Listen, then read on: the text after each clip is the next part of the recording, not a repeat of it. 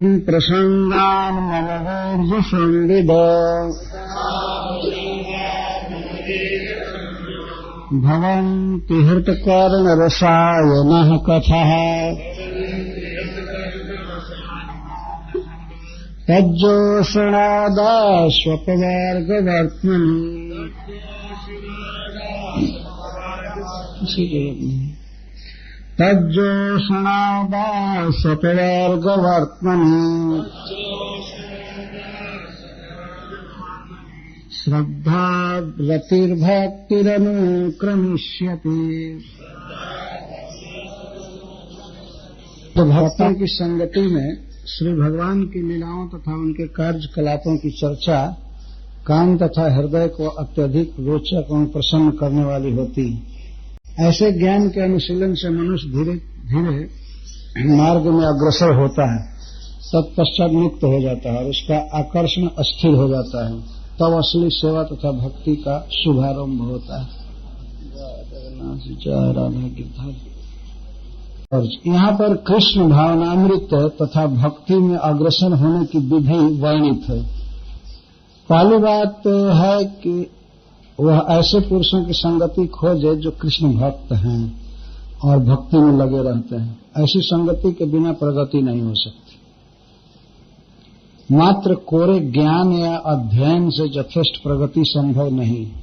मनुष्य को भौतिकवादी पुरुषों की संगति त्याग कर भक्तों की संगति खोजनी चाहिए, क्योंकि भक्तों की संगति के बिना भगवान के कार्यकलापों को नहीं समझा जा सकता।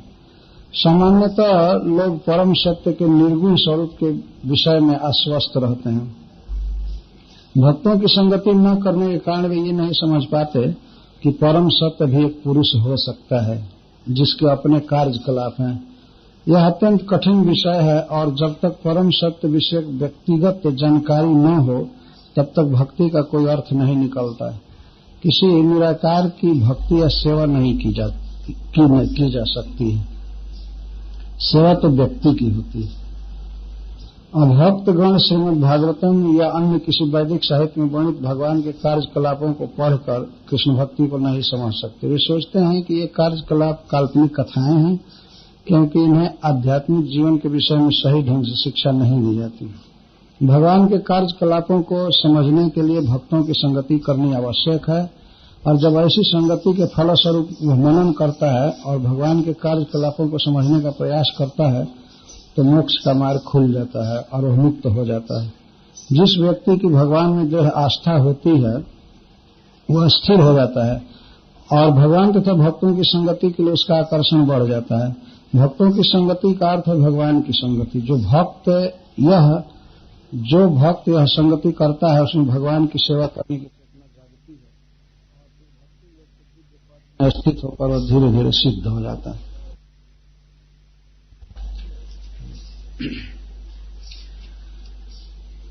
श्रीमद् भागवतम में तथा अन्य भी वैदिक ग्रंथों में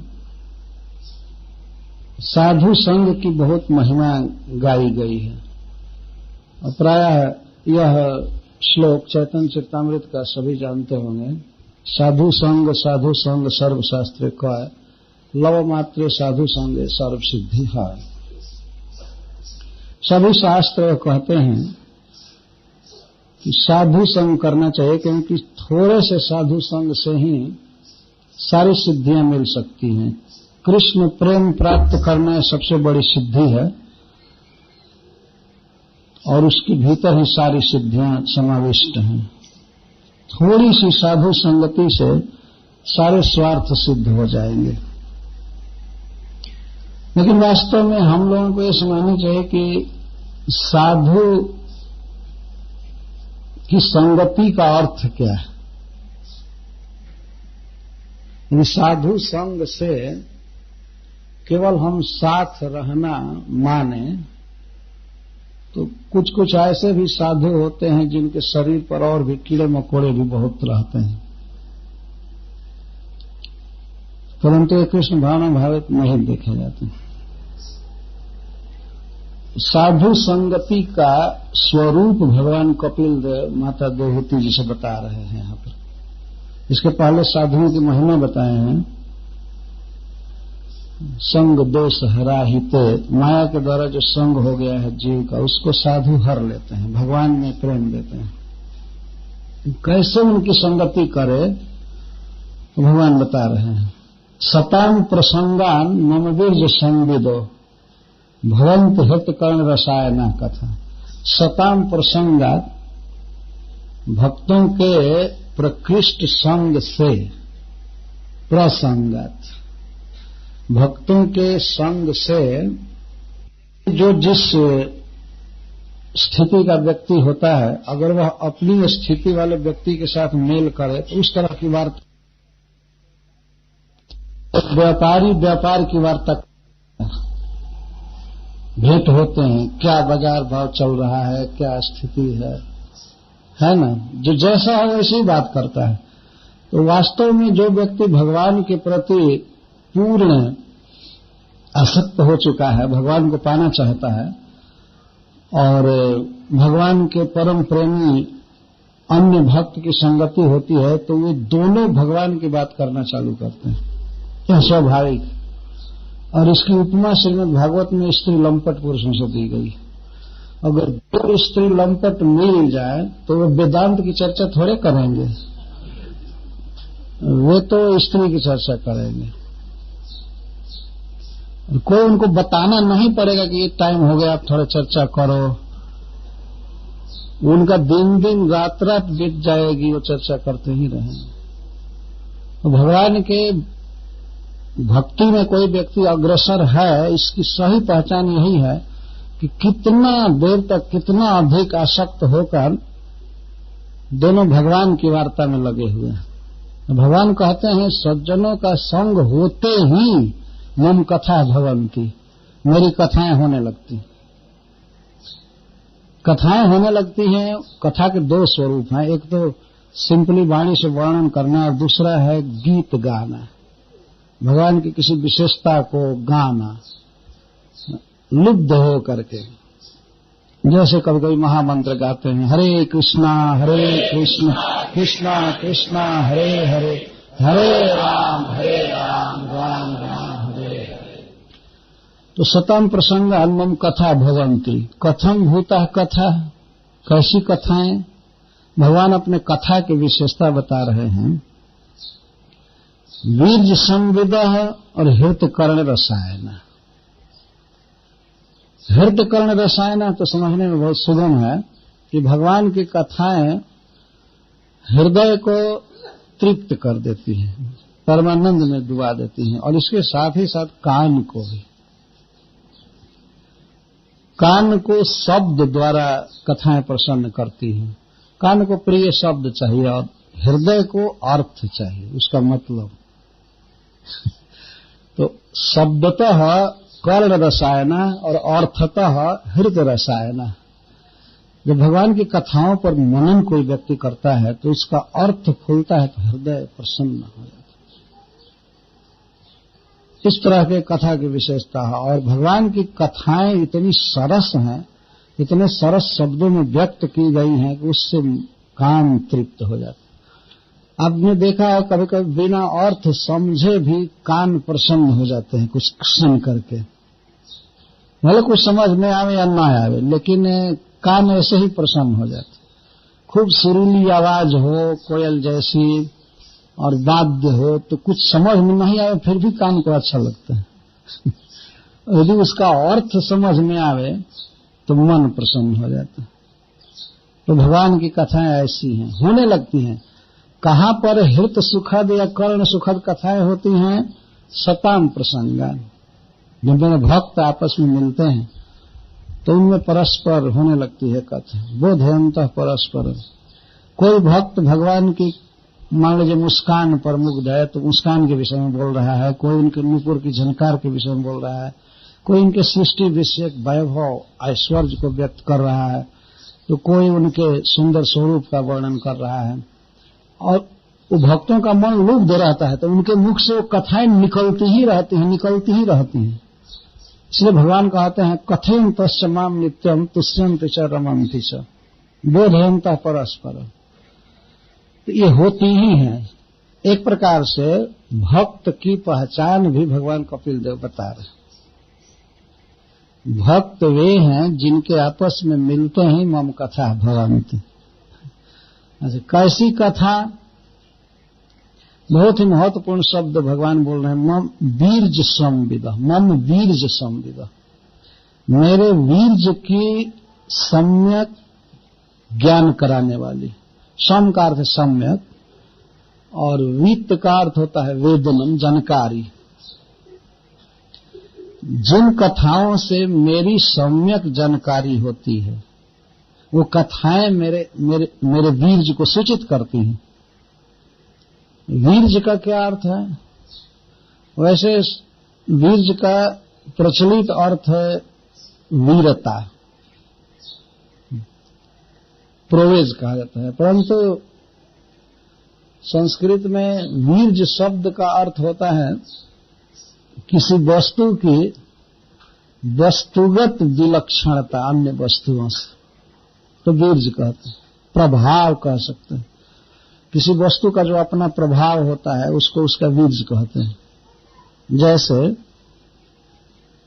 चीनी आप देखते हैं और चीनी के साथ साथ मिश्री लीजिए, मिश्री और उसी के समान देखने में फटकरी लगती है, तो फटकरी कहते हैं ना। फटकरी और मिश्री का ढोका दोनों एक जैसे देखने में लगे, परंतु उन दोनों का बीज भिन्न भिन्न है। एक को खाने पर तीता लगता है और एक को खाने पर मीठा लगता है। तो मीठा लगना मिश्री का बीज हुआ और तीता लगना फिटिकरी का बीज हुआ। उस वस्तु की विशेषता है, अन्य वस्तु से उसके प्रभाव को अलग दिखा रही। मिर्च खाते हैं हम लोग, मिर्च का बीज है तीत लगना, तीता लगना। और कभी कभी किसी को सब मिर्च खाने को दिया जाता है और तीता नहीं होता, कहते हैं क्या मूल्य दे दिया बेकार है, इसमें कोई पराक्रम ही नहीं है, इसमें कोई प्रभाव ही नहीं है, फिर तीता है तो ठीक है। तो इसी तरह से प्रत्येक व्यक्ति की, प्रत्येक जीव की, यहाँ तक कि प्रत्येक भगवत स्वरूप की भी अपनी अपनी कुछ खास विशेषताएं हैं। उसको उस व्यक्ति का वीर्ज कहा जाता है। तो भगवान का वीर्ज क्या है? भगवान का वीर्ज अब दो अर्थ में लीजिए। ऐसा प्रभाव है भगवान को, उनकी वीरता जो है कि वे संकल्प मात्र से संपूर्ण विश्व को उत्पन्न कर सकते हैं। और वाराह देव बने थे तो अपने दांतों के अग्रभाग पर संपूर्ण भूमंडल उठाकर लाया था, आसानी से, हंसते हुए, तो बहुत जोर लगाकर नहीं। गोवर्धन पर्वत को अपने उंगली पर धारण किए। मनुष्य की दृष्टि से ये सब भगवान की वीरता है, नहीं तो ऐसे भगवान की दृष्टि से कुछ नहीं है। भगवान की दृष्टि से ये सब कार्य बहुत विचारणीय, महत्वपूर्ण नहीं है। भगवान अपने दांतों से भूमंडल उठा लिए, कनिष्ठा उंगली पर गिरिराज गोवर्धन को धारण कर लिए, मनुष्य की दृष्टि से बहुत। अच्छा, दूसरी विशेषता भगवान की है, ये तो बल हुआ। दूसरी विशेषता है उनका सौंदर्य। इतने सुंदर हैं कि आत्मा राम गणाकर्षी उनका सौंदर्य है। जो आत्मा राम गण, मुनिगण संसार के किसी भी रूप में अपने मन को आसक्त नहीं कर पाते हैं, हो ही नहीं पाता है, हमेशा भगवान के चिंतन में रहते हैं, अपने स्वरूप के चिंतन में। वे भी भगवान कृष्ण के रूप को देखें या केवल सुने तो अपने मत का आग्रह सुन छोड़कर आसक्त हो जाते हैं। यह भगवान का वीर्य। अच्छा, इसी तरह से भगवान का ज्ञान, यह भी भगवान का वीर्य है। बड़े बड़े महानुभाव भगवान से सुनना चाहते हैं। आप पढ़ेंगे श्रीमद् भागवतम में या अन्य ग्रंथों में, वो लोग कहते हैं कि हे नाथ, मैं आपसे सुनना चाहता हूं। तो भगवान ये कहते हैं कि अरे और भी बहुत से लोग हैं, उनसे सुना तो नहीं, सब बेकार है, किसी को ज्ञान नहीं। उद्धव जी कहते हैं भगवान से कि मैं बहुत विचार करके देख रहा हूं, मिलान करके कि आपके अतिरिक्त सत्य वक्ता इस त्रिभुवन में कोई नहीं, ऐसा स्पष्ट कहते हैं, इसलिए मैं आपको गुरु बना रहा हूं। भगवान कहते हैं मैं तुम्हारा मित्र हूं, मैं तुमसे ज्ञान लेता रहता हूं। कभी किसी बिहड़ समय में भगवान उद्धव जी से बुद्धि मांगते हैं, क्या किया जाए मित्र, इस समय से क्या किया जाए, तो उद्धव जी उस लीला के अनुसार भगवान को बुद्धि देते हैं, ऐसा करना चाहिए, ऐसा करना चाहिए। लेकिन अंतिम लीला में जब भगवान यह भूमंडल छोड़ना चाहते थे, तो उस समय उद्धव जी उनके पास पहुंचे और भगवान ने उनको ज्ञान दिया। थोड़ा सा कहा कि तुमको शांत मन रखना चाहिए, सब जगह मुझे देखते हुए। उद्धव जी कहते हैं मैं आपके विरह में मर जाऊंगा, मैं जी नहीं सकता हूं, मैं आपके साथ रहा हूं, खाया हूं, सोया हूं, टहला हूं, मैं आपसे बातचीत किया हूं, मैं आपके बिना नहीं रह सकता हूं संसार, इसलिए नया माम अपी, मुझे भी अपने साथ ले चलिए, मैं नहीं रह सकता। भगवान धीरज देते हैं, मित्र मैं चाहता हूं कि तुम इस जगत में रहो और मेरे द्वारा जो उपदिष्ट ज्ञान है इसको तुम बांटो। मैं भी चला जाऊंगा तो इस संसार में ज्ञान देने वाला कौन रहेगा। तब उद्धव जी जान गए भगवान की इच्छा को, तो कहते हैं ठीक है, तो आप मुझे ज्ञान दीजिए। श्रीधर स्वामी टीका में लिखते हैं कि भगवान ने कह दिया, और तत्वज्ञ लोग हैं उनसे पूछ लेना। इसी पर उद्धव जी कहते हैं मैं ब्रह्मा दयोस तनु भृतोस तमसी स्वपंत, ब्रह्मा जिनमें प्रधान है ये सब लोग तो अज्ञान में सोए हुए, यहां तक कह दी। तस्मात् भवंत मनवद्य मनंत पारम सर्वज्ञ ईश्वर मकुंठ विकुंठ धृष्ण। भगवान के 5 विशेषता बता रहे उद्धव जी, क्यों मैं आपको ही ग्रहण कर रहा हूं, क्योंकि आप अनवद्य हैं, आप में दोष नहीं है। अवद्य का अर्थ होता है दोष, भगवान में कोई दोष नहीं है। इस संसार में दोष है, जब तक व्यक्ति पूर्ण रूप से मुक्त नहीं हो जाता तब तक ये दोष रहेगा। दोष क्या है, ज्ञान देने लेने के विषय में दोष है, हम लोग अपने लोकल भाषा में चिटिंगबाजी कहते हैं। एक व्यक्ति दूसरे व्यक्ति को चीट करना चाहता है, एक दोष है इस माया राज्य। जब तक जीवबद्ध रहेगा तब ये दोष रहेगा, जैसे जैसे छूटता जाता है वैसे वैसे कम होता जाता है दोष। श्रीपद शंकराचार्य जी ने इसको विप्रलिप्सा कहा है, विप्रलिप्सा। असली शब्द है लिप्सा, कुछ इच्छा होती है व्यक्ति की और अपनी इच्छा को पूरी करने के लिए वो अपने को बड़ा दिखाता है, जैसे जिससे दूसरे लोग उसको ज्ञानी समझे, महान समझे, इसको विप्रलिप्सा दोष कहने। ज्ञान नहीं है पूरा सच्चा, लेकिन अपने को व्यक्ति ऐसा पेश करेगा कोई किताब लिखकर चाहे प्रवचन करके कि वो अभी वेदव्यास जी से ही पढ़कर आया, ऐसा लगता है। और वह व्यक्ति जानता है कि हमें ज्ञान नहीं है, लेकिन वो चाहता है कि दूसरे लोग ये समझें कि पूर्ण ज्ञानी है। यह भी बात नहीं है कि उसको स्वयं मालूम नहीं है, सब मालूम। तो इस संसार में ऐसे व्यक्ति को क्यों गुरु मैं बनाऊं जो कि स्वयं ही शिष्य से अपनी इच्छा पूरी करवाना चाहता है, उसको कुछ अभाव है, अपने को बड़ा रूप में प्रस्तुत करके, तो उसको विप्रलिप्सा कहा जाता है। भगवान में ये दोष नहीं है, जीव के सहज सिद्ध है।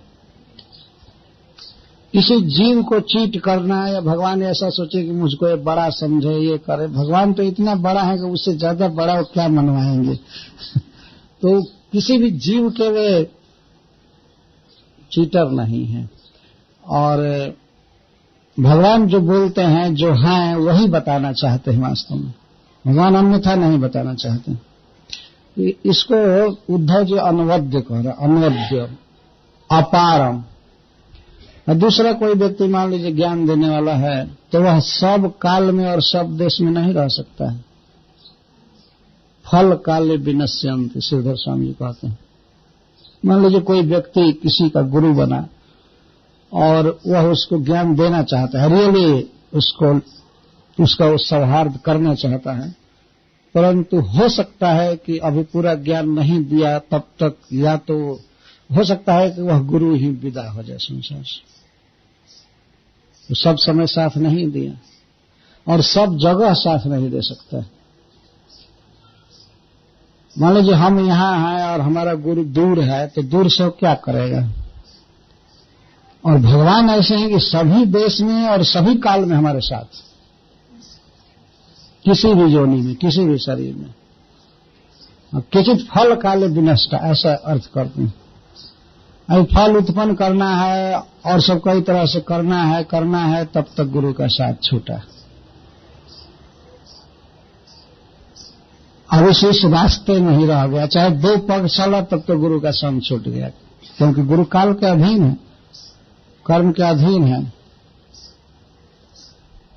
ये उद्धव जी कह रहे हैं, डायरेक्ट भगवान से कह रहे हैं। अच्छा, कुछ मान लीजिए सुहृद भी है गुरु, तो अल्पज्ञ, सर्वज्ञ नहीं है, आप सर्वज्ञ हैं, भगवान से कहते हैं आप सब कुछ जानते हैं। और दूसरी बात, आप समर्थ हैं, ईश्वर हैं, दूसरा व्यक्ति समर्थ नहीं है। और अकुंठ विकुंठ भीष्म, आपका अकुंठ वैकुंठ धाम है, आपकी स्थिति बिल्कुल एक समान है।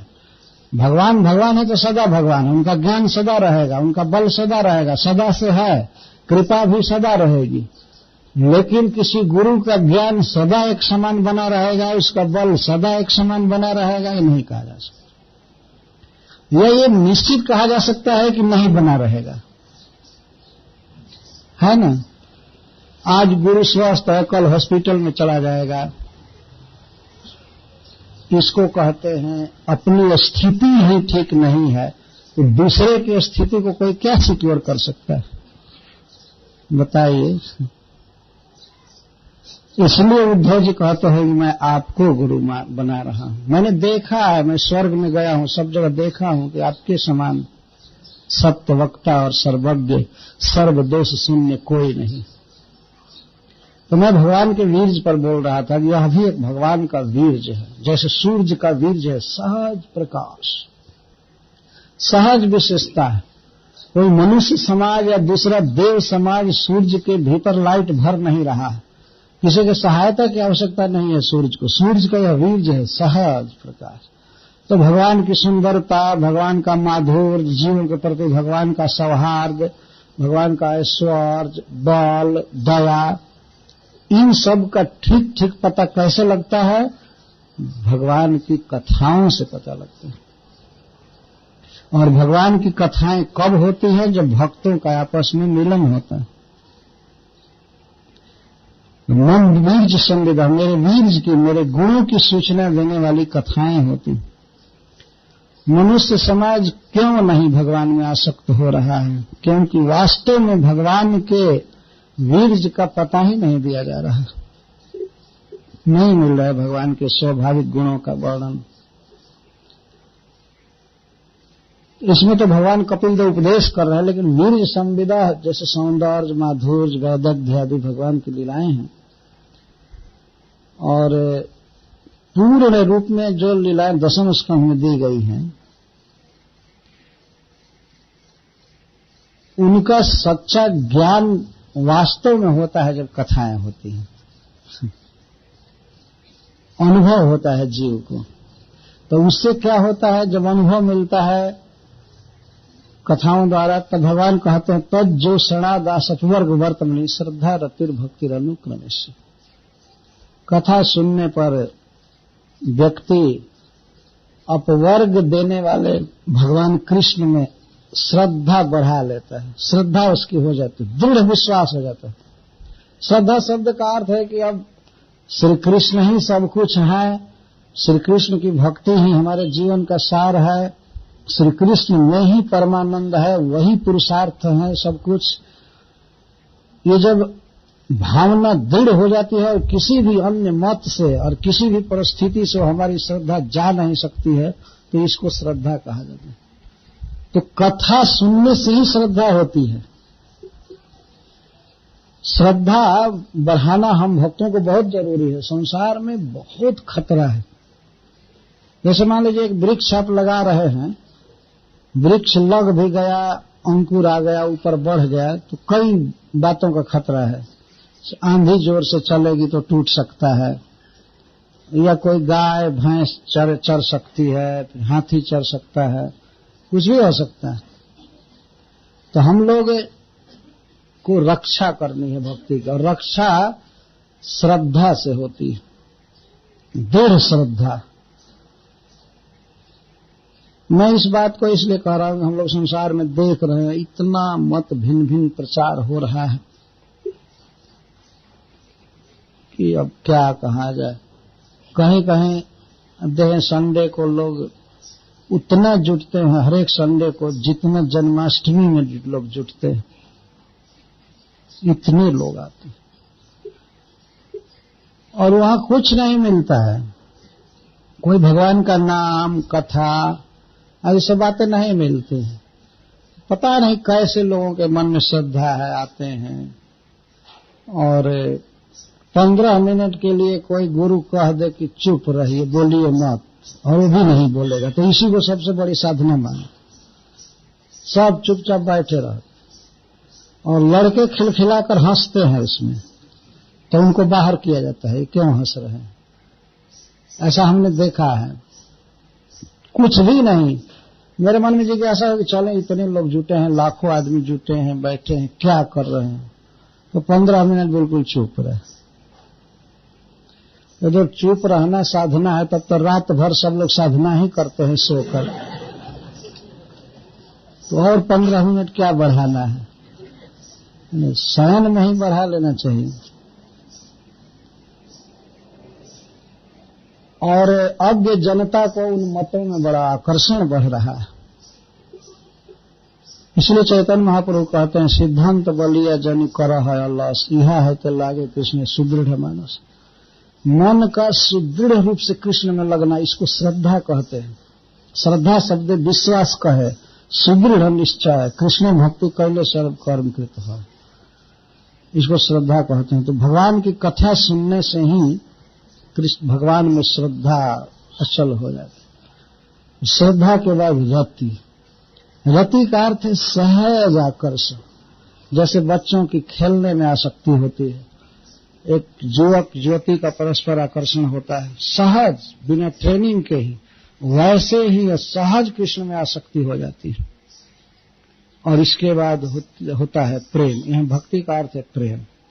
भगवान में प्रेम उत्पन्न हो जाता है, उनके बिना रहा नहीं जाता, से मिलने की लालसा धधक जाती है। तो अनुक्रमिष्यति, इस तरह से एक के बाद दूसरा, दूसरे के बाद तीसरा, इस तरह से होने लगती है। फल इस तरह से आने लगता है, पर काम क्या करना है, जो क्षण कथा का आस्वादन करना है, काम एक करना है, और उसे ये सब फल अपने आप आते जाएंगे, अपने आप आते जाएंगे। श्रद्धा, रति ही भक्ति अनुक्रमिश, ये क्रमशः आते जाएंगे। कभी कभी भक्त लोग आपस में बात करते हैं कि हम इतना दिन से भजन कर रहे हैं, भगवान में प्रेम नहीं बढ़ रहा है। तो एक तो जिनका प्रेम बढ़ता है उनको ऐसा अनुभव नहीं होता है, वो सोचते हैं कि प्रेम नहीं बढ़ रहा है। और दूसरी बात, मान लीजिए यदि वास्तविक में प्रेम नहीं बढ़ रहा है, तो इसका अर्थ है कि जो मूल काम कहा गया करने के लिए वो नहीं हो रहा है, कथाएं नहीं हो रही, इसका अर्थ ये। तो जब मूल काम नहीं हो रहा है तो फल कहां से आएगा। कोई वृक्ष अभी बना नहीं, वृक्ष में पुष्प नहीं आया, तो फल कैसे आएगा। श्रवण कीर्तन जल करे से चन, सर्वदा श्रवण कीर्तन करना है। तो हम लोग वहां पर मधुसूदन प्रभु जी के यहाँ बात कर रहे थे, तो हमको गुड़ा के प्रभु कहे कि ये श्लोक कहिए। तो मैं इसको लिया, लेकिन इन्होंने कहा कि लीला कथा होनी चाहिए।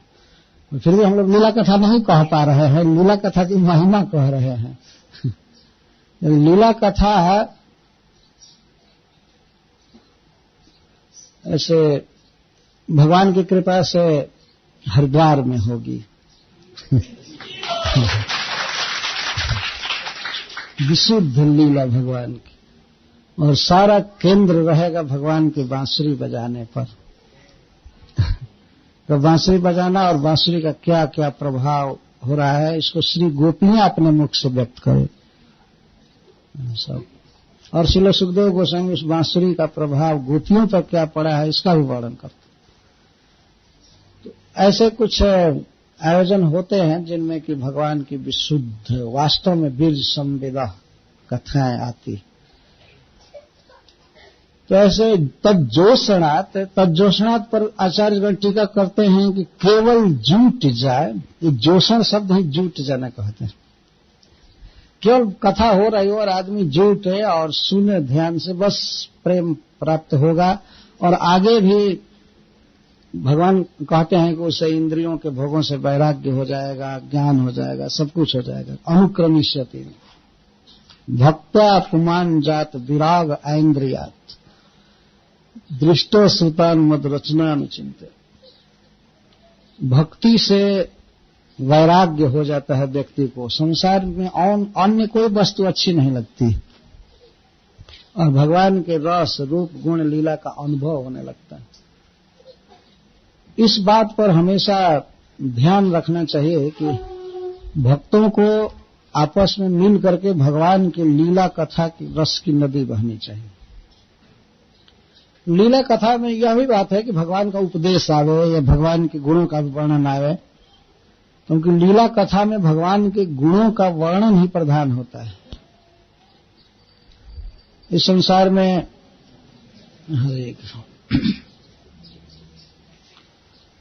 बहुत से ऐसे बातें हैं जो लोगों को बताना पड़ता है तब उससे संबंध होता है। जैसे हमने देखा था एक बार मारवाड़ी समाज कहीं बनारस में, बनारस मारवाड़ी सेवा सदन है एक जगह, हम लोग ठहरे थे। तो एक दिन वो लोग रखे थे युवक युवती परिचय सम्मेलन। मैं तो उसमें नहीं था, लेकिन लोगों से पूछा कि इसमें क्या होता है। तो कुछ युवती आती हैं उनके बारे में बताया जाता है, कुछ युवक रहते हैं उनके बारे में बताया जाता है। परिचय सम्मेलन में युवती के गुण का वर्णन, उसके क्वालिफिकेशन, पढ़ाई लिखाई, चाहे उसके पेरेंटेज माता पिता का वर्णन, फिर युवक के गुणों का वर्णन करते हैं। लेकिन उनके गुण कितने हैं? यदि भगवान के गुण अनंत समुद्र के समान हैं तो आजकल के युवक युवती के गुण कितने हैं? तो कान में दवाई जो डाली जाती है, शीशी होती है, उसमें सारे गुण अट जाएंगे। कितने ही गुण है। पर इसको सुनने के लिए, कहने के लिए कई दिन आयोजन होता है। फिर भगवान को समझने के लिए आयोजन होना चाहिए ना, तब तो लोग उनको चुनेंगे, उनको वर्ण करेंगे। इसी के लिए मंदिर बनाए जाते हैं, इसी के लिए इंटरनेशनल सोसाइटी बनाई जाती है। श्री कृष्ण को समझना है तो श्री कृष्ण के गुणों का, मतलब उनके सौंदर्य और उनके दया, प्रभाव, ज्ञान आदि का वर्णन होगा उनकी लीला कथा द्वारा। अपने आप जीव आकृष्ट हो जाएंगे। श्रद्धा रतिर भक्ति अनुक्रमिष्यति। बहुत महत्वपूर्ण श्लोक है। भगवान कपिल देव साधु की महिमा बताने के बाद साधु से किस तरह लाभ लेना चाहिए और भक्तों का आपस में क्या व्यवहार होना चाहिए, इसको बता रहे हैं। यह सत्य सत्य सत्य है, इसमें तनिक भी संदेह नहीं है कि सारा समाज या सारी व्यवस्था का सार ये कथा भगवान की, इसी के लिए व्यवस्थाएं की जाती हैं। और हम भक्तों का यह कर्तव्य है कि हम जनता को बांटें ज्ञान। यदि सत्य बातें दी जाती हैं तो हम लोग भी देखे हैं कि लोग वास्तव में बहुत जुटते हैं। लोगों को ललक है कि हमको शुद्ध बात मिले, शुद्ध बात मिले। तो ये जिम्मेवारी है भक्तों पर कि वे परिश्रम करें, वे पढ़ें और लोगों को सुनावें। ये धर्म है, नहीं तो भगवान की दृष्टि में हम लोग अच्छे नहीं माने जाएंगे। भगवान जिसको जिस काम के लिए कहते हैं, भेजते हैं, उसको वही काम करना चाहिए। वो अर्जुन को भगवान कह रहे हैं कि तुम युद्ध करो, अर्जुन कहते कि नहीं, हम अब 64 माला जप करेंगे और हम कहिए तो आपकी आरती कर देंगे, लेकिन हम युद्ध नहीं करें। भगवान कहते नहीं, आरती करने वाले दूसरे हैं, तुमको तो युद्ध ही करना है। तो वास्तव में प्रत्येक व्यक्ति समझ सकता है कि भगवान हमसे क्या चाहते हैं, और जो कार्य बांटे हैं, जो कमान काटा है, वही काम करना चाहिए। तो इस संसार में सबसे बेस्ट कार्य यदि कोई है तो भगवान की कथा बांटना। इसे बढ़ करके न कोई दानी है न उपकारी है। ये भूरिदा जन, गोपीजन कहते हैं कि हे प्रियतम, आपकी लीला कथा को जो इस संसार में बांटते हैं, सबसे बड़े दाता वही। भूरिदा जना, भगवान ने मानो उनसे पूछा कि तुम मेरे विरह में इतना दुख हो रहा है कि तुम लोग जी कैसे रही हो, तो कहती हैं आपकी कथा जिला रही, आपके गुण जिला रहे, उसको हम सुनते हैं, कहती हैं तो जी रही है। तव कथामृतम तप्त जीवनम कवि विरीडितम कल्मषापहम श्रवण मंगलम श्रीमदाततम भूरि गृणंति ते भूरिदा जन। इस प्रकार से हम भक्तों को आवश्यकता है कि कभी ऑर्गेनाइज करके, बहुत इकट्ठा करके, या कहीं घर घर में, कहीं ग्रुप में, मोहल्ले में, हम लोग भगवान की शुद्ध बातों को बांटें। रिजल्ट तो आएगा ही। श्रद्धा रतिर भक्ति अनुक्रमिष्यति, श्रद्धा रतिर भक्ति।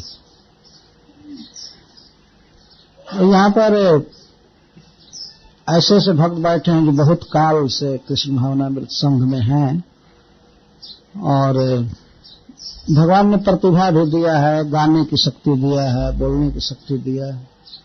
तो भगवान को प्रेजेंट करना है। यदि भगवान कृष्ण को प्रेजेंट किए जाए तो लोग दूसरे का भक्त क्यों बनेंगे, बताइए। यदि भगवान राम को प्रेजेंट किया जाए समाज में ठीक से, तो यह राम वह राम में कैसे जाएंगे, बताइए। क्यों जा रहे हैं लोग? क्योंकि असली राम का पता ही नहीं, इसलिए लोगों की मत इधर उधर हो रही, इधर उधर हो रही, इधर। घर में भगवान का फोटो टांगना चाहिए तो ला करके किसी दूसरे व्यक्ति का टांग दे। क्यों? क्योंकि भगवान को समझाया नहीं गया ठीक से, नहीं समझाया गया, और अभी भी नहीं समझाया जाएगा तो ये सारा दोष इस्कॉन के भक्तों के सिर पर जाएगा। सही कह रहा हूं, क्योंकि इस्कॉन के भक्तों की लोग सेवा करते हैं, श्रद्धा करते हैं, इसीलिए हमारा पुनीत उत्तरदायित्व तो बन रहा है। बहुत से सज्जन, बहुत से श्रेष्ठ पुरुष इस्कॉन के भक्तों का बहुत आदर करते हैं। वो कहते हैं कि भाई भक्ति वहां हो रही है, ठीक ठीक सिद्धांत के अनुसार वे लोग करते हैं। तो अगर खूब अच्छा से फैले तो हम लोग भगवान के प्रिय बनेंगे। भगवान गीता कह करके फैलाने के उद्देश्य से ही तो कह रहे हैं कि इसका जो प्रचार करेगा उससे बढ़ करके मेरा प्रिय कोई हुआ है न होगा। सब मिलाकर भगवान की दृष्टि में उनका प्रिय बनना यही तो जीवन की सफलता है। भगवान किसी को कहें कि ठीक है, तुमने मेरी इच्छा को पूरा किया, भले हम कुछ भी नहीं कर पाए, लेकिन भगवान यदि हमारी शक्ति को देख करके प्रसन्न हो गए कि ठीक है, ठीक, तुम्हारे आचरण से मैं प्रसन्न हूं, तो सारे जप का, तप का, वेद अध्ययन का, सारी क्रियाओं का साफल्य यही कि भगवान हमारे क्रिया से प्रसन्न हो जाए, क्योंकि हमारे प्रभु हैं, हम उनके नित्य दास हैं। और मान लीजिए और सारा जगत प्रसन्न हुआ और भगवान प्रसन्न नहीं हुए, तब और क्या फायदा हुआ? यह कार्य करना चाहिए, और इसके लिए कुछ घर गृहस्थी के कार्यों का संकोच करके, उनको कम करके, और इसका ज्यादा जैसे अध्ययन करना, तैयारी करना जरूरी है। जैसे योद्धा युद्ध करने के पहले अपना हथियार देखते हैं, हथियारों में कहीं कहीं जंग लग जाता है तो उसको शान पर धरा करके तीखा करके ले जाते हैं, तीक्ष्ण करके ले जाते हैं। तो कहीं गाना है, कहीं प्रवचन करना है तो अपने हथियारों को बिल्कुल घातक बना लेते निश्चित संसारिक आसक्ति पर व्याघात करेगा, भगवान कृष्ण में श्रद्धा उत्पन्न करेगा। मेरे कहने का मतलब देखना, पढ़ना, श्लोकों को याद करना, प्रभुपाद जी का प्रपट देखना और भी कई तरह से। तो जो व्यक्ति करना चाहता है तो भगवान उसको सफलता देते हैं। भगवान का कार्य करने चला है तो भगवान भूरी भूरी मदद करते हैं, बहुत देते हैं उस व्यक्ति को। मैं व्यक्तिगत अनुभव अपना बता रहा हूं आप लोगों से। कभी कभी ऐसे अड़चन पड़े हैं कि उस समय हृदय से आवाज निकली है कि हे कृष्ण, यह हमारी कैसे इज्जत रहेगी, ये बात आई है। तो कभी जिस बात को सोचे भी नहीं वो तर्क में और बात में भगवान तुरंत कहलवा देते हैं, वो हृदय में चुकी है। और ऐसा अनुभव और भी भक्तों का होगा। पहले से कोई तैयारी नहीं है, कुछ नहीं है, लेकिन भगवान मौके पर देते हैं, बुद्धि देते हैं। ददामि बुद्धि योगम तम जेन मां प्रयाम देते हैं। तो अपने को समझने की भगवान बुद्धि देते हैं और विपथ को, विमत को परास्त करने की भी शक्ति भगवान देते हैं। तो हम लोगों का धर्म है, हम लोग इतना संतुष्ट होकर के करें इस कार्य को कि दूसरे लोग देख करके कहेंगे वास्तव में सही पंथ है, और लोग देखेंगे, हमारी बातें सुनेंगे, तो इस तरह से बहुत विस्तार से फैलेगा यह। मुझे सवेरे जो मंदिर में लोगों की संख्या कम देख करके बड़ा दुख हुआ मेरे मन में, जैसे कि इतना दिन से प्रचार है और ये कथा में इतने कम लोग आ रहे हैं। उस दृष्टि से यहां देख करके आप लोगों को प्रसन्नता हो रही है।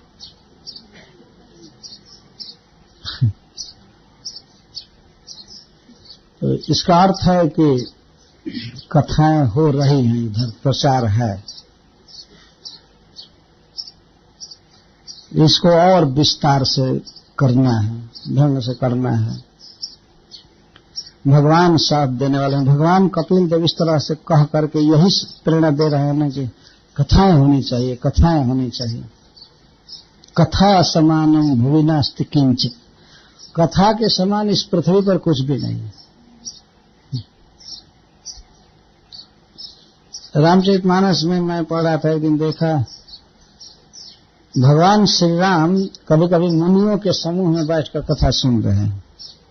तो मनुष्य भाव में भगवान कथा सुन रहे हैं, और कभी कभी केवल श्रोता लक्ष्मण और सीता रहते हैं तो भगवान वक्ता बनकर उनको सुना रहे हैं, भगवान कथा कह रहे हैं। अव्यर्थ कालत्व, मुनियों के समूह में तीनों सुन रहे हैं, तो कभी कभी भगवान केवल सुना रहे हैं, लक्ष्मण जी प्रश्न कर रहे हैं, कभी सीता जी प्रश्न कर रही हैं, भगवान वर्णन कर रहे हैं। और तो स्वामी तुलसीदास जी लिखते हैं कि तुलसी तरुवर विविध सुहाए, कहूं सीता कहूं लखन लगाए। और तुलसी के वृक्ष भी चित्रकूट में लगाए हैं, किसी को सीता जी लगाई हैं, किसी को लक्ष्मण जी लगाए हैं। हम लोग सींचते रहे। भगवान इस जगत में जब मनुष्य लीला करते हैं तो मनुष्यों को शिक्षा देते हैं। सबको अपना अपना तुलसी रखना चाहिए, सजा करके गमला में, चाहे जैसे, उसको ठीक से सींचना, आदर करना। घर घर में फैले, कोई घर ऐसा नहीं रहना चाहिए जिसमें तुलसी का बिरवा न हो। मैं न्यूयॉर्क में देखा, न्यूयॉर्क में कहां पर, एक भक्त केवल तुलसी का बिरवा लगाते रहते हैं, और इस सेंटर पर उस भक्त के घर, उस भक्त के घर वो सप्लाई करते रहते, उससे कोई दाम नहीं लेते। बहुत अच्छा लगा मुझे। वैसे लगभग से इतना दूर, और इतना दूर मंदिर का जो ये हॉल कहता है, इतना चौड़े तुलसी के छोटे छोटे पौधे, और प्लास्टिक के डिब्बे में, छोटे छोटे गिलास जैसे प्लास्टिक के डिब्बे में लगाए हुए थे। भक्त लोग ले जाते रहते हैं। सब जगह उगाने की सुविधा नहीं है तो उगा करके देते रहते हैं। इस तरह से यदि हम लोगों में भी कोई तुलसी का पौधा दे तो लोग तुलसी की परिक्रमा करेंगे, तुलसी पूजन करेंगे। और कई गमला रखे ही रहते हैं तो उसमें तुलसी गिरा है, और प्राय लोगों के घर में हैं भी पहले से, लेकिन धीरे धीरे और श्रीमद् भागवतम की कथा, इसके लिए कहने वाले भक्तों को मेहनत की जरूरत है। यह नहीं मान लेना चाहिए कि हाँ हम कह देंगे जानते हैं, नहीं, जानते हुए भी जानी दाढ़ लागी पूछे साधु र स्वभाव, और तरह से हम प्रस्तुत कर सके, हमारा भी आस्वादन अधिक हो सके, इसके लिए तत्पर रहना चाहिए। हमारा जो वैदिक समाज का वर्गीकरण हुआ तो भगवान स्वयं कहते हैं कि मैंने किया, चातुर्वर्ण मया सृष्ट, क्योंकि सभी काम सभी नहीं कर सकते हैं। तो ये जो भगवान के उपदेश से सिद्ध हो रहा है कि सबसे महत्वपूर्ण कार्य है भगवान का संदेश प्रचारित करना, और प्रचारित में शास्त्रों के अवलोकन से ऐसा लग रहा है कि भगवान के बारे में जो शास्त्र कह रहे हैं उन शास्त्रों की व्याख्या करने भरबल यही मुख्य प्रचार है। ऐसे भगवान का विग्रह स्थापित करके उनका दर्शन कराना, आरती करना, यह भी प्रचार है। भगवान के पुस्तकों को विपरीत करना, यह भी प्रचार है। परंतु प्रचार राज है कथा कहना, ये किंग है सभी प्रचार का। यही किया है, बहुत काल से आचार्यों ने, भक्तों ने इसको किया है। बहुत बहुत भक्तों को तैयार होना चाहिए। वृंदावन में एक शाखा बना रहे हैं इस्कॉन लोग कि भागवत कहने के लिए भक्तों को ट्रेनिंग देने वाला एक विभाग। वो कह रहे थे महामना प्रभु और वैष्णव दास, कुछ भक्त चाहते हैं, और वृंदावन ऐसा क्षेत्र है कि जहां पर लोग आते रहते हैं कि आपके यहाँ कोई भागवत कहने वाला है, हमारे पास भेजिए, हमारे पास भेजिए, लेकिन हम लोगों के पास कोई मिलता ही नहीं। तो कहते हैं कि आप जाइए कहाइए, तो नहीं हम नहीं कहेंगे, आप जाइए कहाइए तो हम नहीं कहें। कोई ऐसा है कि भाई यहाँ युद्ध करना, एक बटालियन चाहिए, तो रहे तब न भेज दिया जाएगा, जाओ लड़ो। इसकी जरूरत है और क्षेत्र बहुत है। हम लोगों के पास क्या कमी है? पुस्तकें हैं, भक्त भी हैं, पुस्तकें हैं, शिवविग्रह है, मंदिर है, और शुद्ध आचरण जो नो मीट ईटिंग आदि जो नियम हैं, तो बहुत बड़ा आश्रय है हम लोगों का। प्रभुपाद जी हैं, भगवान कृष्ण हैं, चैतन्य महाप्रभु, बहुत से आचार्य हैं। तो इतना सुंदर सहयोग दूसरे लोगों को प्राप्त नहीं है। और यदि हम लोगों का प्रचार इस तरह से हो तो वास्तव में एक दिन सारे संसार में कृष्ण भावना छा सकती है। इसलिए भगवान की कथा को ग्रहण करके और इसको देना चाहिए, जिससे लोगों को भगवान के प्रभाव का ज्ञान हो और लोग भगवान में श्रद्धा, भक्ति और भक्ति कर सके। और ऐसे जो भक्त हों तो ये मंदिर का कर्तव्य है मैनेजमेंट का कि उन भक्तों को बढ़ावा दें, स्वयं उनको प्रश्रय दें। तुम आप ठीक कर रहे हैं, और उनको चाहिए कि वे उसको मंच दें कि तुम करो। ये कर्तव्य है। मंदिर और मैनेजमेंट इसके लिए है वास्तव में, ट्रेंड करना और प्रचार करना। और यदि मान लीजिए हम लोग इस कार्य में सफल नहीं हो पाए तो प्रचार बहुत नहीं हो पाएगा, और सुदृढ़ व्यवस्था से, मंदिर से भी बहुत प्रचार नहीं हो पाएगा। लोगों के मन में जब तक एक बात धसा नहीं दी जाएगी कि वास्तव में कृष्ण ही सब कुछ है, फिलॉसफी, दर्शन, भगवान की कथाएं, तब तक सुदृढ़ नहीं आस्था होगी। हो सकता है कोई आदमी आवे 10 दिन 20 दिन 1 साल 2 साल आकृष्ट होकर के कुछ और फिर चला भी जा सकता है, ऐसा होता रहता है। लेकिन भगवान की कथा को सुनने का कहने का संयोग एक दिन मिल गया तो वो व्यक्ति फिर दूसरों को बदलता रहेगा, वो इधर उधर नहीं हो सकता। इसीलिए इस बात के प्रचार की बहुत आवश्यकता है, समझाना है, कहना है लोगों को। तो हम लोग ऐसे संकट से भी गुजर रहे हैं, जबकि बहुत प्रकार के मतभेद आपस में उत्पन्न हो रहे हैं, ये हो रहा है वो हो रहा है। कौन ऐसा सेंट्रल पॉइंट है जिसके द्वारा सबको बस में किया जा सकता है? वो है कृष्ण। और कृष्ण का ज्ञान कृष्ण कथा से होगा, और कृष्ण का ज्ञान होने पर ही जीव की श्रद्धा बढ़ेगी। आप प्रभुपाद जी की पुस्तकें पढ़िए, भागवत चाहे गीता पढ़िए तो लगता है ओहो क्यों नहीं लोग कृष्ण का भजन कर रहे हैं, कृष्ण ही सब कुछ है, कृष्ण ही सब कुछ। लेकिन समाज में जाकर के बातें कीजिए तो लोग सोचते हैं हाँ जैसे और भी कोई महापुरुष हुए थे वैसे कृष्ण हुए हैं, ऐसे हैं ऐसे, इतना फीका बोलते, बहुत गलत बात लोग बोला करते हैं। और वर्तमान में कोई व्यक्ति है तो उसकी खूब प्रशंसा करते, ऐसा है वैसा है ऐसा है वैसा। अभी 2 दिन पहले मैं घर में गया था तो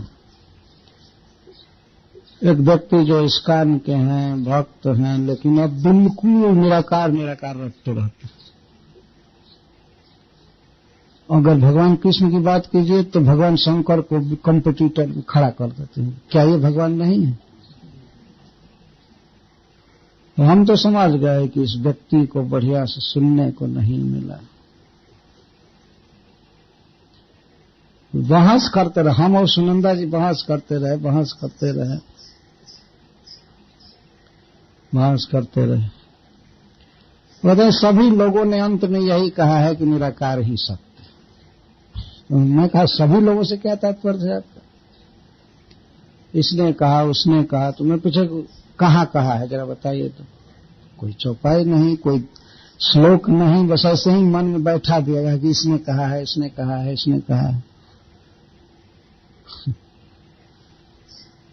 तो मैं जब देख रहा हूं कि पढ़ा लिखा व्यक्ति और एक बार कृष्ण को ग्रहण किया हुआ व्यक्ति और आज निराकार का भक्त हो गया निराकार की भक्ति तो हो ही नहीं सकती। प्रभुपाद जी इस श्लोक में कहते भक्ति का अर्थ सेवा, तो सेवा तो निराकार की होगी नहीं।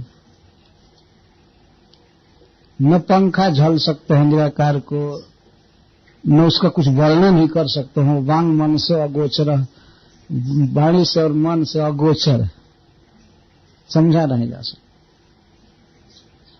एक बार तो एक व्यक्ति कह दिया कि आपका सोचना बोलना जहां बंद होगा वहां से भगवान का चालू होता है